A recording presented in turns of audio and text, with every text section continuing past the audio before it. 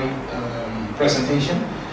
Whenever you do some search, let's say on the internet, you leave, let's say, choices, there is another comment based on what you said. Given that we are working in a very open, transparent, let's say, environment, we don't always who are the persons that are attending our events, because we are in a given country. And for example, at the IATF, Internet Engineering Task Force, based on the Snowden revelations back then, it seems like that some of these, not these, but some of the officials or people who were, let's say, doing certain things, they were attending IATF as well. You know, but of course you don't know, because if you just go there as Albert Daniels, it's an open event, everybody can attend. So the point I would like to make is, likewise, others are getting themselves educated on those areas. We need to do those things as well. So we have that same opportunity to let's say, get ourselves educated. When it comes, for example, to cybersecurity, the same tools, for example, that hackers and others are using, these same tools can be used to protect our systems as well, because we're not talking about different tools. It's the same tools. It's like with a knife. You know, you can use a knife to cut bread, and you can use it to cut someone else's neck or whatever. So it's the same thing.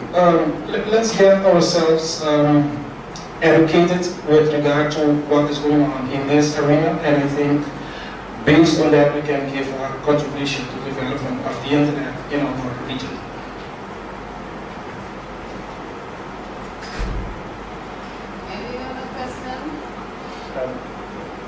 Locally, regionally, our regional local, there have been questions about net neutrality. And I just wondered if you found that throughout the 5 regions, throughout those 5 regions, have you found that there is quite a difference in the way that people perceive or understand net neutrality?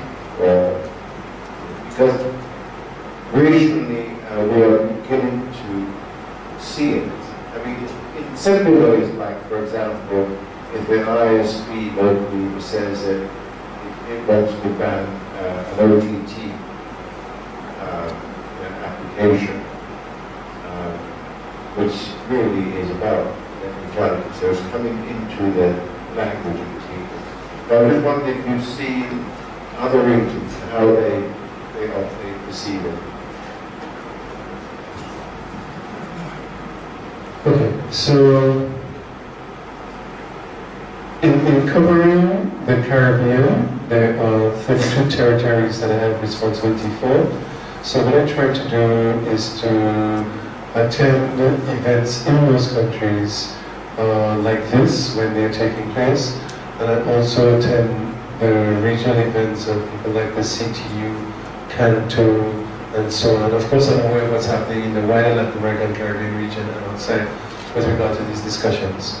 From an ICANN perspective, you will not find much discussion within ICANN forum on that particular issue, because that is one of the issues, like regulation of content, that falls outside of the ICANN mandate.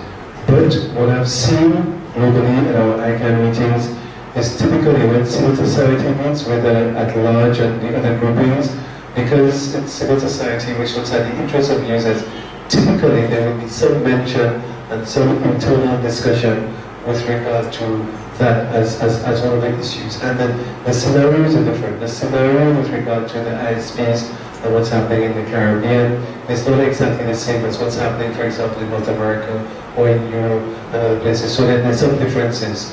So from an ICANN perspective, and this is an area where I need to be very careful, from an ICANN perspective, you will not find that a policy being develop on net neutrality within the ICANN forum.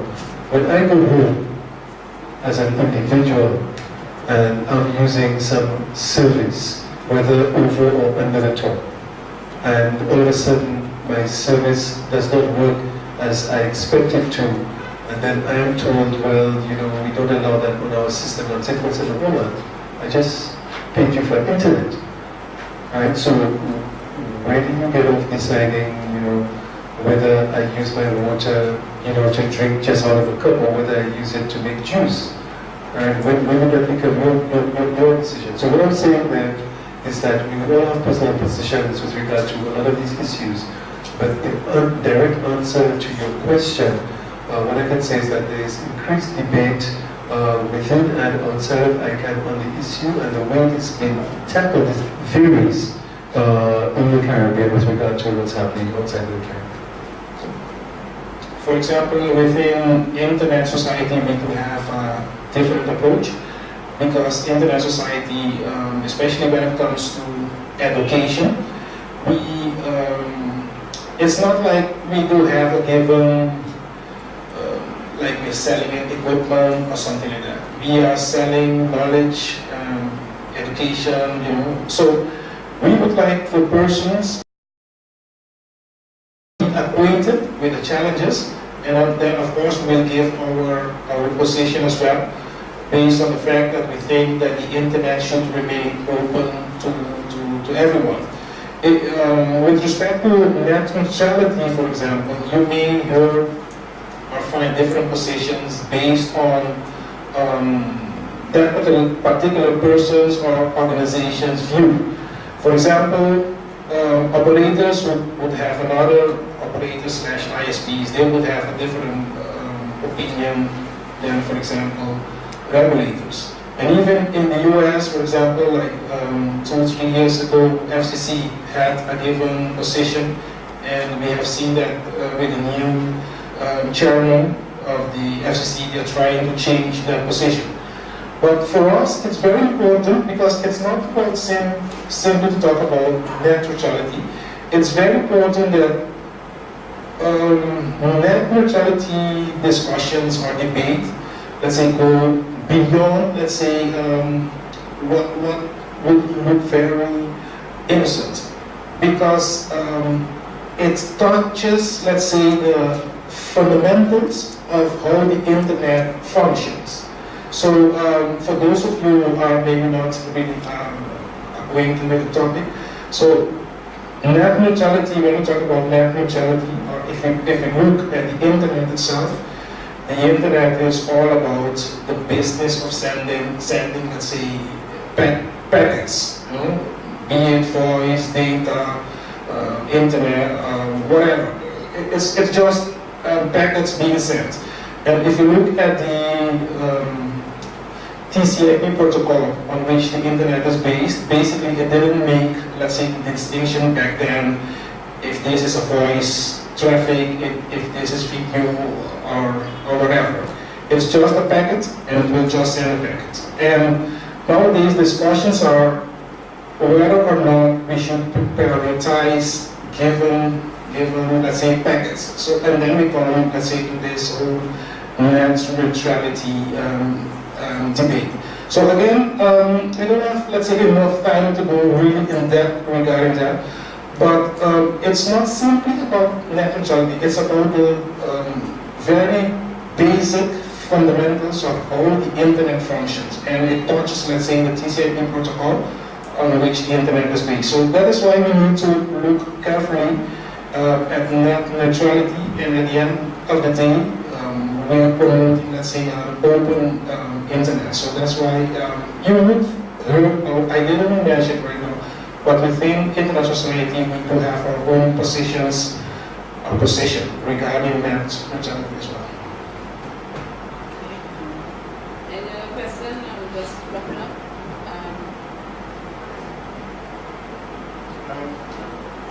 I think that just for the enlightenment of just for the enlightenment of all of us, Can I just say that I went to an ICANN meeting in 2007.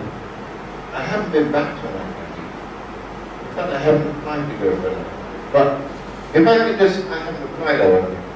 But can I just fill in the space between 2007 and here, because there are, you know, as Albert Daniels explained, there is an ecosystem. So you can fit into the ecosystem wherever you want. So I just made a quick list of what I've been doing since 2007 within that space. So I was a crypto officer for the root zone of the internet. That meant that I held some part of the security key to the 13 root servers of the internet for a while. And I still, up to this day, participate in IP policy at ARI. I do it on a week-to-week basis. In CCWG, the Cross Community Group, the first outing, first group, I spent many months in meetings about putting stress tests together to test the accountability and the transparency of the ICANN, the organization. And I'm still involved in work group 2, where we discuss from time to time, and I believe it's the first iteration of the public comment on the interpretation of one of the bylaws related to the way that we pursue the way that ICANN deals with human relations in the community.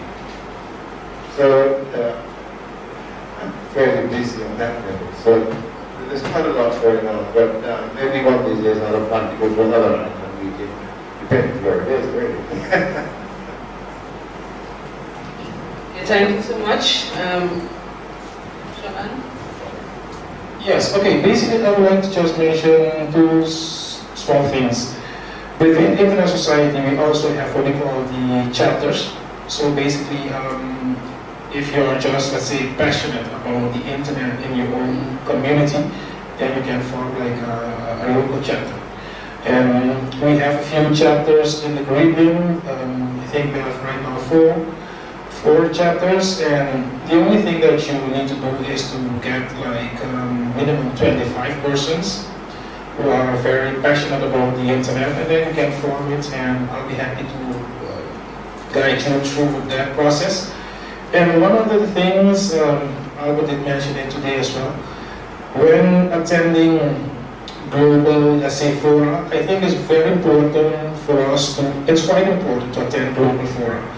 But for me, it's also very important for us to have a story to tell, because it's not simply to go to a global event. But if you have like a story to tell, you will start noticing that you will start getting invitation to go in the global arena to tell that particular story. So let's let's focus maybe on challenges that we are facing, and not only focusing on them. How can we address, let's say, these challenges, and then give our contribution to the global community as well.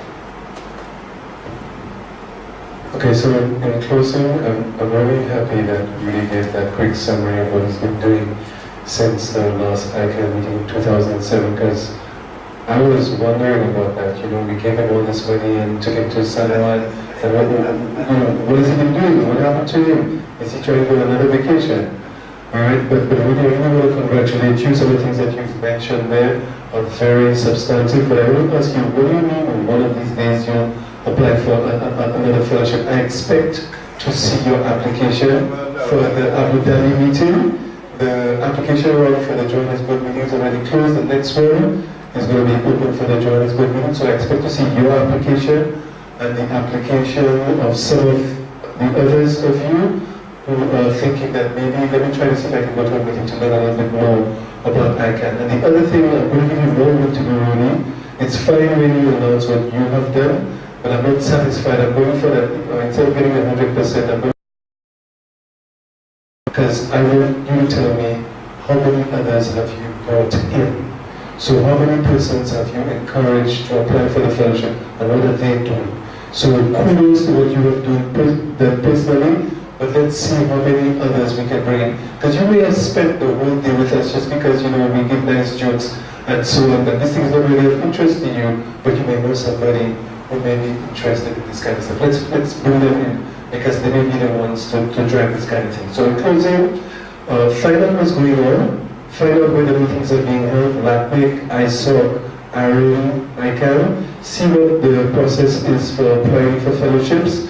If you need help, you have a lot of resources here in St. Vincent, and you can reach all of us electronically, but participate and make sure that your voice is heard in the realm of global policy development. Thank you for coming on, really, thank you for coming. Thank you, gentlemen, for... Yeah, we have a person back there. It's not a question, I'm going to suggest that Okay. I needed to ask a question about rights on and offline, but I wanted to maybe to send to us in the email regarding the rights or rights. Human rights, Human rights. really, offline and online protection. Okay, so, Albert, you have a little phone out there. Oh, Sean, they will share your work.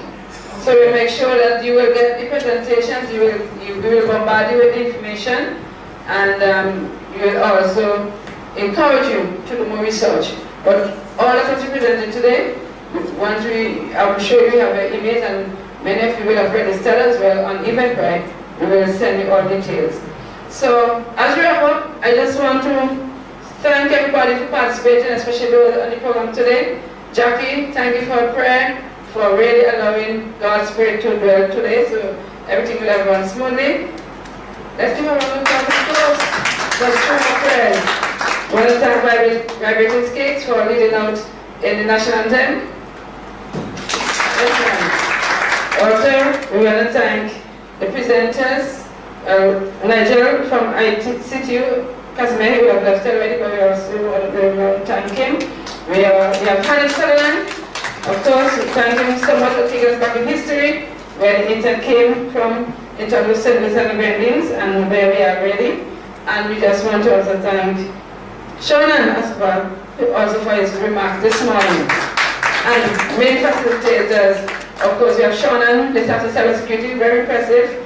You will get that presentation. And Mr. Albert Daniels, we have heard more from him. And of course, we want to thank you, although you didn't share all the gifts. You share one gift, but we want to thank you, and I will share that gift to everybody. So thank you very much. And not forgetting, we just want to thank our sponsors, NTRC. We had live broadcast today on the web. Thank you, and we have Master Stansons and Joan. Cyrus, for being behind on the technical scene, and we have the administrative part. We have Kisha there. Kisha also had worked with me closely to get things done and her staff, because she worked with many other staff. I mean, normally when NTS is involved in anything, they pull everybody together. Everybody had to work, and I was very impressed with them, and thank you for that. RBTT, we had Mr. Brown here earlier, and they will have sponsored part of today's activity. We want to thank RBTT Bank. Flow St. Vincent, of course, they are sponsored. If it had not been for them, we would have been still hungry here. Thank you so much. With that, he made this venue possible. He sponsored the venue. Thank you. And of course, Mr. Aaron, who made French's House available, and Mr. Marksman, you said the shop a while ago, he will have helped to set up everything. We want to give thanks to them. And of course, we must thank Sharon and Albert, Daniels, and Nigel. They will pay their way here, full pay. Their accommodation, everything. They don't ask anything from us. All they ask us is to get the event prepared and ready. and they were just ready to be here. And I wanted to thank you very much, right, for your contribution, tremendous contribution. Of course, we always forget to thank somebody, somewhere, but I must thank you for being here. Because had it not been for you, we would not have been an event. So thank you very much, and of course we look forward for your future interest. Go online, you'll get all the materials, do the research, see where your interests lie. It's a lot of information today, but you don't need to find yourself involved in everything. Just look for one interest and can build yourself from there. Regardless of whatever, your interest, whatever it is, just find an interest and be right? That's true? Right. So once again, thank you very much, and I wish you all the best as we continue in this work, in spreading the message and internet awareness. A round of applause for Roxanne and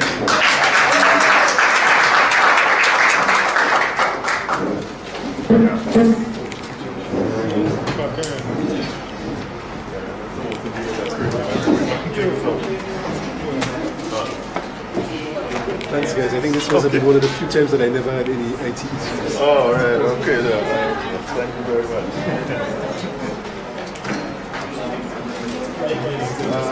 much.